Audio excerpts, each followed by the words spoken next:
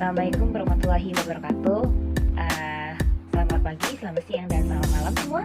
Nama saya Hana Putri Fadila. Saya mahasiswi S1 Psikologi Universitas Abdurrahman dengan nomor NIM 217321036. Di sini saya akan menjelaskan mengenai salah satu mata pembelajaran, yaitu tentang teori konstruktivisme. Ini dibuat sebagai syarat ujian tengah semester 1 mata kuliah Psikologi Pendidikan Dasar dengan dosen pengampu, yaitu Bapak Rion Novrianda. Baiklah, daripada saya banyak ngomong, yuk kita masuk ke materinya. Apa itu teori konstruktivisme? Konstruktivisme adalah proses membangun atau menyusun pengetahuan baru dalam struktur kognitif mahasiswa berdasarkan pengalaman. Jadi pengetahuan itu terbentuk bukan hanya dari objeknya saja, namun dilihat dari bagaimana kemampuan si individu tersebut untuk mengamati dari apa yang diamatinya. Jadi di teori ini melandasi dari pembelajaran yang kooperatif. Itulah yang namanya teori konstruktivisme. Pada dasarnya, pendekatan teori konstruktivisme ini dalam belajar itu dimana pendekatan itu siswa harus secara individual menemukan dan menerima dan merekonstruksi informasi yang ada dengan aturan yang ada, dan kemudian ditelaah kembali dan merevisinya bila perlu. Ada sejumlah ciri proses pembelajaran yang sangat menekankan pada teori konstruktivisme. Yang pertama adalah menekankan pada proses belajar, bukan pada proses mengajar. Jadi yang dilihat itu adalah proses belajarnya itu sendiri, bukan proses mengajar dari seorang guru ke siswanya. Jadi bagaimana proses belajar itu, informasi pembelajaran itu dapat tersampaikan dengan baik, baik dari guru ataupun dan peserta didiknya. Kedua adalah mendorong terjadinya kemandirian dan inisiatif belajar pada peserta didik atau siswa. Yang ketiga itu siswa sebagai pencipta kemauan dan tujuan yang akan dicapai. Yang keempat yaitu belajar merupakan suatu proses, bukan menekan pada hasil. Ini sangat berbeda dari teori konstruktivisme. Berbeda dengan teori behaviorisme yang menekan pada hasil, namun pada teori konstruktivisme itu menekan pada proses belajar itu sendiri. Kelima itu memotivasi siswa untuk melakukan penyelidikan atas informasi yang dia terima, kemudian dia telaah dan dipaparkan, dan jika ada revisi bila perlu. Kemudian yang keenam itu menghargai peranan pengalaman kritis dalam belajar. Jadi di sini siswa pun diajarkan untuk berpikir kritis, dan itu akan bisa memicu sisi kognitif dari si siswa tersebut. Adalah mendorong berkembangnya rasa ingin tahu secara alami pada siswa.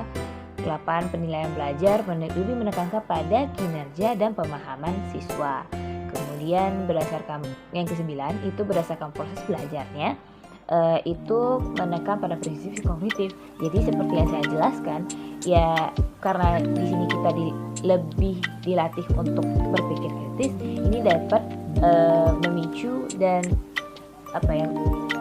mengembangkan sisi kognitif dari peserta didik. Kemudian menekankan bagaimana siswa belajar, kemudian mendorong siswa untuk berpartisipasi aktif dalam dialog atau diskusi dengan siswa lain atau guru. Jadi ini adalah suatu proses pembelajaran yang kita aplikasikan dalam kehidupan kita sehari-hari, apalagi kita sebagai mahasiswa. Banyak dosen ataupun guru itu menggunakan teori ini karena ini untuk mendorong siswa untuk aktif dalam menggali ataupun belajar untuk dirinya. Dan ini juga sangat mendukung terjadinya belajar yang kooperatif. Jadi adanya timbal balik antara dosen ke guru dan ke siswa, bukan hanya fokus pada gurunya saja yang memberikan materi, namun adanya respon dari siswa pun yang mendukung terjadinya pembelajaran yang kooperatif. Berikut adalah konsep dasar konstruktivisme. Jadi ini ada beberapa hal yang dijadikan sebagai kunci dari teori konstruktivisme. Yang pertama, itu adalah pelajar atau mahasiswa sebagai individu yang baik. Jadi teori konstruktivisme ini berpandangan bahwa pelajar merupakan individu yang memiliki kebutuhan dan latar belakang yang unik pula. Jadi di sini dilihat bahwa siswa itu merupakan seseorang yang unik, jadi tidak bisa disamaratakan.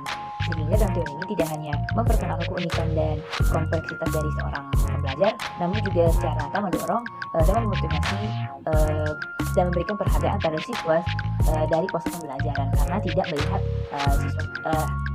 hasil dari proses pembelajaran siswa tersebut, karena di sini lebih menekankan pada keunikan dari siswa itu, karena kan semua orang itu memiliki kelebihan dan kekurangan masing-masing, jadi mempunyai cara metode pembelajaran yang juga berbeda sehingga disesuaikan pada hal itu.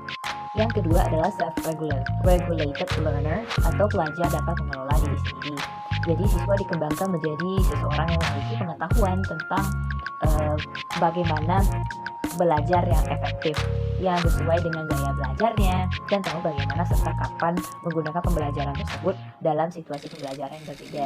Sama yang saya jelaskan tadi, itu ya karena setiap kita ini kan beda-beda ya, sehingga di sini teori konstruktivisme itu sendiri melihat bahwa menekan siswa untuk mencari tahu dan tahu mana cara pembelajaran yang cocok untuk dia, karena disesuaikan dengan gaya belajar tersebut. Learner ini itu termotivasi dari dirinya sendiri, bukan dari hasil atau nilai yang diperoleh oleh guru ataupun dari hal eksternal lainnya. Ya, itu adalah tanggung jawab pembelajaran. Jadi dalam teori konstruktivisme itu berpandangan bahwa tanggung jawab belajar itu bertumpu pada siswa, bukan pada guru. Jadi guru hanya sebagai fasilitator. Guru hanya menjelaskan topik-topik intinya, dan jadi karena teori ini menekan pada siswa, lebih tanggung jawab belajar itu menekan pada siswa, sehingga siswa itu mesti aktif dalam proses pembelajaran. Berbeda pendapat dengan teori pendidikan sebelumnya bahwa fokus atau tanggung jawab itu bertumpu pada guru. Namun pada teori konstruktivisme ini menekan pada siswa, sehingga siswa pun mesti berperan aktif. Kemudian kunci atau konsep dari pembelajaran konstruktivisme selanjutnya yang keempat, yaitu adalah motivasi pembelajaran, di mana motivasi belajar ini secara kuat bergantung pada kepercayaan dan pada potensi siswa itu sendiri, sehingga perasaan kompeten dan percaya terhadap potensi itu didapatkan dari pengalaman langsung dalam menguasai masalah yang dia pecahkan sebelumnya. Jadi maka dari itu belajar merupakan suatu pengalaman untuk memperoleh kepercayaan diri, karena pada teori konstruktivisme ini siswa dilatih untuk percaya diri atas kemampuannya sendiri, dan serta mampu atau termotivasi untuk menyelesaikan masalah yang lebih kompleks. Dan yang kelima, yaitu guru atau dosen itu hanya sebagai fasilitator. Nah, yang sudah saya jelaskan sebelumnya, itu seorang guru hanya menyampaikan topik-topik awal aja yang menyangkut fokus bahasan. Nah, yang pertama ada fase eksplorasi. Jadi fase eksplorasi ini dimana siswa diberikan kesempatan untuk mengeksplor tentang materi topik bahasan yang dibuka oleh guru ataupun dosen. Jadi dosen di sini itu memberikan suatu pertanyaan yang mungkin dapat memicu untuk mencari tahu apa jawabannya. Jadi yang kedua itu semua jawaban siswa itu ditampung, dan kemudian siswa diberikan kesempatan memeriksa keadaan sesungguhnya dan diberikan kesempatan untuk merumuskan hal-hal yang mungkin tidak sesuai dengan jawaban mereka semula.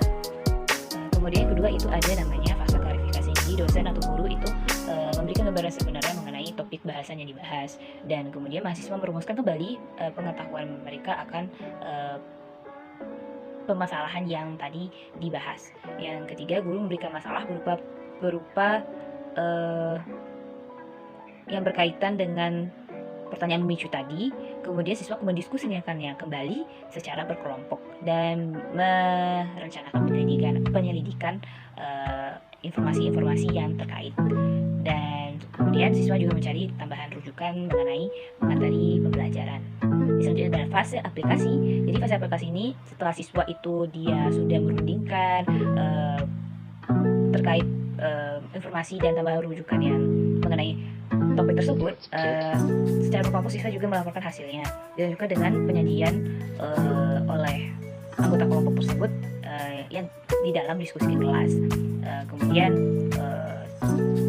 secara perorangan pun siswa juga mendapatkan kesimpulan tentang topik pembelajaran dari temannya diskusi tadi.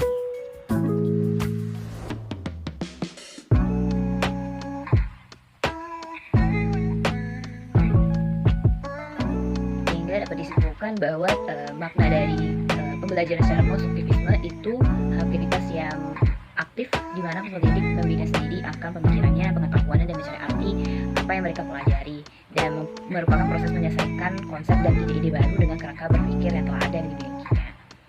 Untuk merekonstruksi pengetahuan tersebut, peserta didik diharuskan mempunyai dasar bagaimana membuat hipotesa dan mempunyai kemampuan untuk mengujinya, menyelesaikan persoalan, dan mencari jawaban atas persoalan yang ditemuinya, dan mengekspresikan ide-ide dan gagasan tersebut sebagai gagasan atau konstruksi yang baru.